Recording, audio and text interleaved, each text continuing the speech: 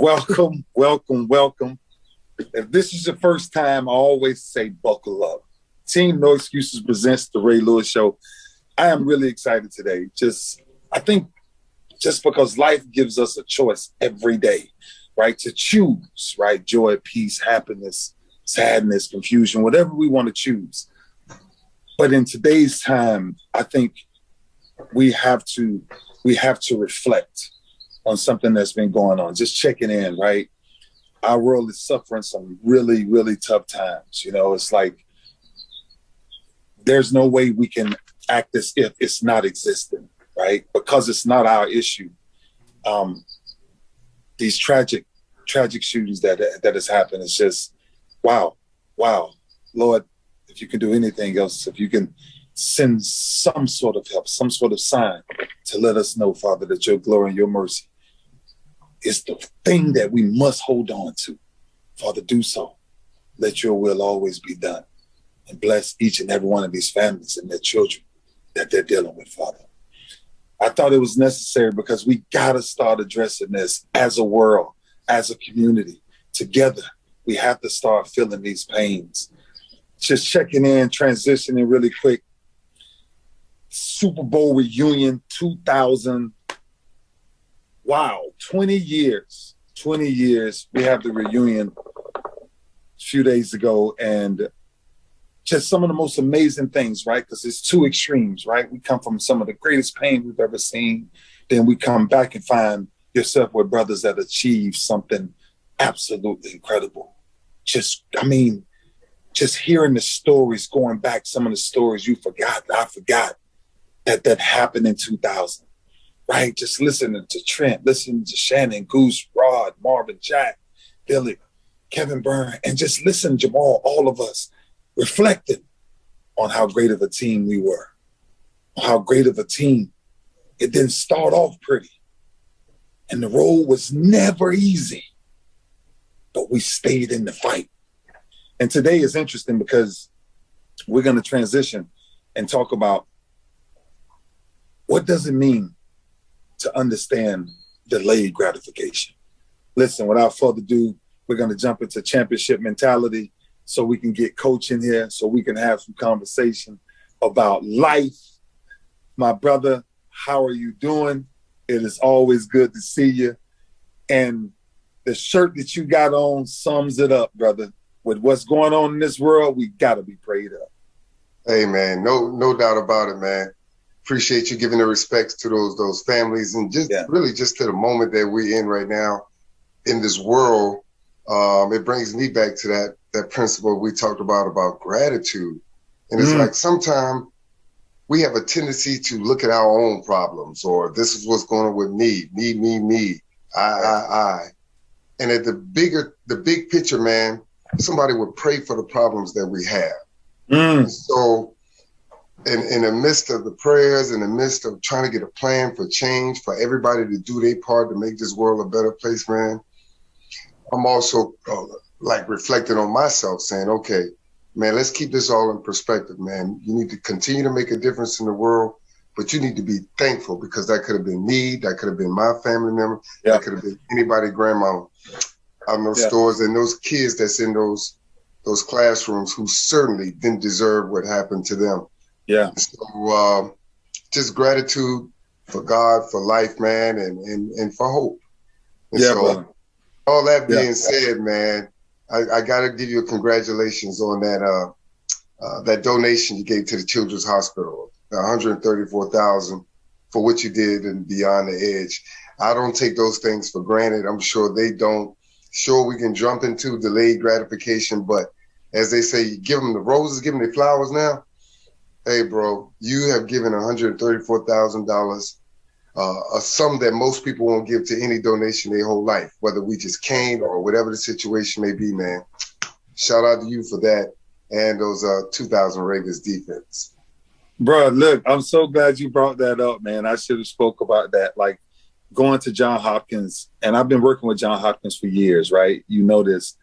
But the things that I've been doing with them, man, and to see these babies, to see these kids, and most of them, some of them, they're never making home, you know, and their parents has to figure out a way to cope with that every day.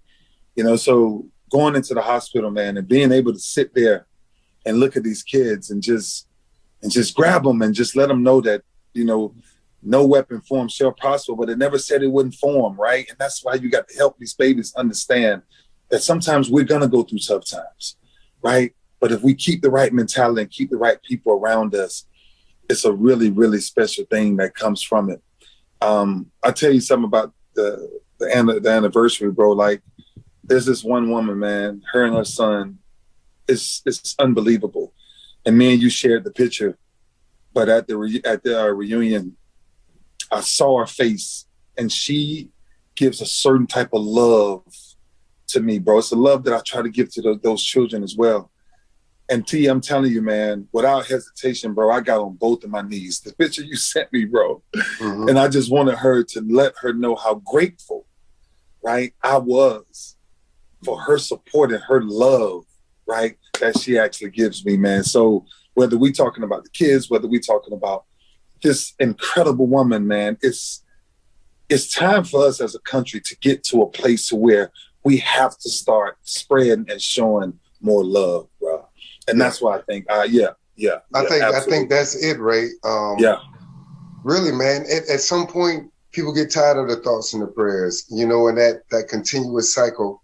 And it's about, at this point in our lives, just trying to show love, man. Whatever you are in life, wherever you plant it, grow right there, man. And just show love to the people around you, man. That's the only way we're gonna make a change in this country, by us doing it individually and everybody doing their part individually. So I wish, you know, we could come on here and you know, people are beyond angry and all that's understood. But man, it's tough to be productive when you're angry. Yeah. And so now as we gather our emotions, man, it's about really executing a good plan and really showing that love to one another. That's why, honestly, bro, that's why I think today, right, it's like what we do is we share love, right? So in championship mentality, it's like, how do you understand delayed gratification? Like, really, right? How do you understand practicing that, right? Because that's a principle of love, right? Like, how do you get people to understand everything ain't supposed to be fast, right? Like think about it, T. There's a magical compound, right? You see it affect from improving as little as 1% a day. 1% a day. We talk about this every day, bro. How do you get better every day of your life, right? And one of the practices is we have a rule, right? How do we affect 1 billion people? One person at a time, right? 1 person a day. 1 person a day. That's it, right? Because when you delay instant gratification for long-term satisfaction, bro, it's I'm telling you, if you can ever sacrifice now and just pour into someone's life today, oh man, the guy I gave that $100 to and looked at him and told him to look at me in my eye. Homeless guy said, look at me in my eye and promise me that you would use this money for the right thing. That guy's now a pastor, right? And he was patient enough. He was patient enough to know that what I gave him for $100, he could have used it for drugs. He could have used it for a lot of things, but he changed his life. Yeah. He started a business, got married, everything, bro. It's like, it's these stories, right, of being able to pour into someone's life. It's one thing that we always talk about, right? Discipline, right? Discipline, daily discipline creates greater results for what you cannot see, right? Who you are every day will dictate how far you go in life, guaranteed. Wow, I love it. First of all, that delayed gratification, it is a principle in this championship mentality. We lived it. And it's really the ability to discipline yourself, to put off what you want now for a greater reward later. And throughout our journey, that was a lifestyle, man. There were weekends I wanted to go see my parents. I wanted to go see my siblings, go visit my frat brothers, go to homecomings. I wanted to do all that stuff, man. Yeah. But you talked about patience earlier. Like this delayed gratification team, it's a championship principle. Yeah. You know, because sometimes we kind of confuse what we want and what we need. A lot of times they're not the same, right? They're not the same. And you got to choose what you need now, that short-term process for long-term greatness. Bro, listen to this. I'm going to show you something. So this guy comes up to me with his son. His son is, I think, a sophomore in college, whatever. And he comes up to me and he says, I just want to tell you and that brother on y'all show, man, thank you, man. Because what y'all have taught me is patience. Like I got to wait for something. Like I got to figure a plan. Bro, I'm telling you, like with tears, like at the reunion. And you know, bro, like I absorb people's happiness, joy, pain, whatever. I absorb that. That's just who I am, right? So with all of the things that's going on in the world, bro, when you talk about this delayed gratification, when you talk about what we gave up, think about what we gave up for the long-term vision, right? They said to me, I remember years ago when I won the first Super Bowl, right? And everybody else left, right? You remember those years we went through it, right? Where we went through quarterback after quarterback and could not win a game. And dog, we never stopped preparing. Every time I prepared, bro, I prepared to win a championship. Even though I know the facts was not on my side, I was going to give it every doggone thing I got. But it was what I was building for. It wasn't right now. Listen to this. I'm the only player that stayed the entire time, 12 years. It took me 12 years from my first Super Bowl to my second Super Bowl. And all of the people that tried to get me to leave and give up the vision, I had people offer me money. Leave the Ravens. Come play with us. And I said, you want me to take that instant gratification of money and you want me to leave my legacy? I ain't leaving my legacy, T. And we finished the race. That sacrifice, man. Simply put, man, discipline, simply put, man, is choosing between what you want now and what you want most. Ooh. And so when we talk about this delayed gratification, it's not an easy thing. It's not. It's not. No, man. No. Some people will enjoy a perfect day in exchange for a bright future, right? The sun is out. It's easy to say not today. You know, you can make a different move. But man, when you got that long-term vision, man, and you master this art of delayed gratification, again, it's a championship mentality that you have to have in order to get where you need to go. My gosh. Yeah, man. So this is why it's so magical, bro. Listen to me. Somebody has to understand this. Immediate gratification is a dream killer. I'm telling you, boy. Let me tell you something. All these things that come so fast and come so easy, I'm telling you, it'll take your dream, it'll take your vision, it'll take your purpose, and it'll make it all get on the other side, which is behind you, and then you in trouble. Hey, some people may understand it like this, that's into the financial world and financial literacy.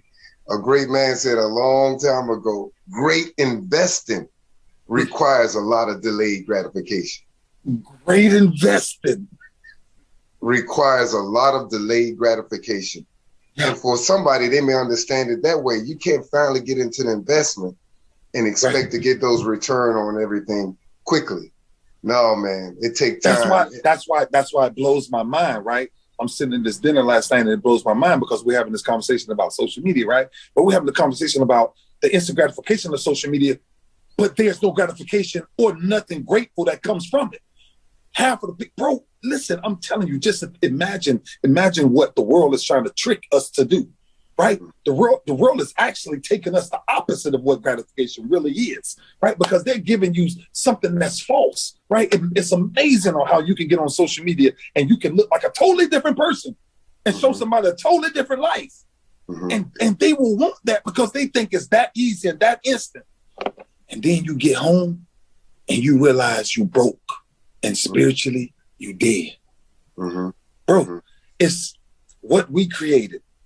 What today's about is understanding some things in life it's better waiting for.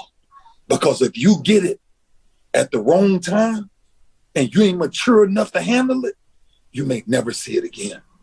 Hey, and that's a life skill that's essential for a championship mentality. Yeah. Having self-delayed gratification. I mean, like, you want to work out now. I mean, you go to that store. You got a choice. You know what? I go ahead and get that cookie. I go ahead and get that piece of cake. I can go ahead and have that soda. It's easy to want that. But man, that self-gratification allows you to say, no, I got a big plan. I got a big goal. And then you go ahead and get those rewards. And I'm going to tell you, man, when you do that, you build up your self-respect for yourself. Yeah. As you said, this was what I'm going to do, and you sticking to it. That delayed gratification has benefits, man. It builds up your self-confidence, your self-esteem, your integrity, your character. You doing what you said you're going to do. Yeah. And so don't take it as a bad thing, man. Take it as a great thing along this journey of championship mentality. And it's like with me, man, sometimes I want to go ahead and get this Tesla. I want to get this car. But Ray, you know what I drive? I drive a car with 300,000 miles on it. I can get any car I want, Ray, but I got a bigger plan. And so that's just an example I'm giving you. Like, ain't no need for me to go ahead and get a new car. I'm trying to buy land. And so when I see one that I could easily get, I practice my patience. For somebody else, it might be a pair of shoes. You might have the money to buy the shoes, but you might have a financial goal. Self-delayed gratification is a principle. And if you learn it, it's a cornerstone of emotional intelligence. It's a cornerstone of emotional intelligence. Mic drop. Get off my set, Coach. My goodness. Boy, Coach, you're rough. Boy, I mean, you're rough. Gotcha. I like to write mine down, Coach. But boy, you came out with one day. You done wrote that one down. You should slip that one in on those shoes. It's in my heart. It's in my heart. Hey, brother, I love you, man. I appreciate you, man. Thanks love for life, King, man. Today. Keep blessing people. Keep doing what you're going to do. And like I told my class today, man, don't let what's going on in the world change who you are as a person. Right. You could be upset. You could be angry. I mean, you could be at the boiling point. Trust me. I get it. I understand. Yeah. I have family members that have passed away. My brother got killed 2 months before I came to college. I know what's pain like. I know what it's like to hear a mother scream. Yeah.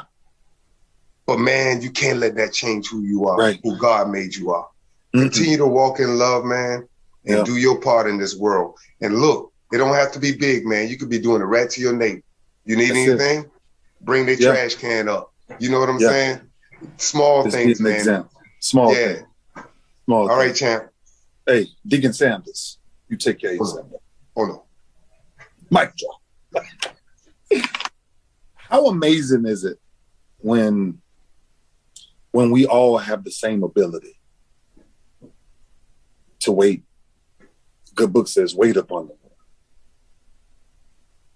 But instant gratification is short-lived and it's full of regret. I want you to practice something this week. And I'm going to be really short right now because I want you to understand what is happening. I believe the sign of maturity is accepting deferred gratification. It's when you know it's okay to wait for it because of things that I got to get done. To wait for your blessing is to understand patience. To pray for instruction is to position yourself for what you're asking for. To prepare for the harvest, you better have many practices. And the good book says, meditate on my word day and night.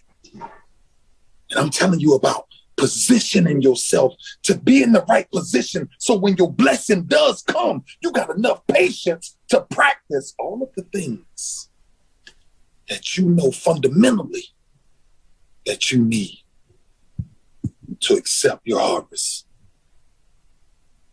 Our world is hurting, but there's a true fact. There's nothing we can't do together. You're listening to a lot of people talking. But this week, Listen to only people that's speaking. Anybody can talk, but the people that's speaking are the people that's trying to find the right solutions to help us in a very confusing world right now. But everything's so fast.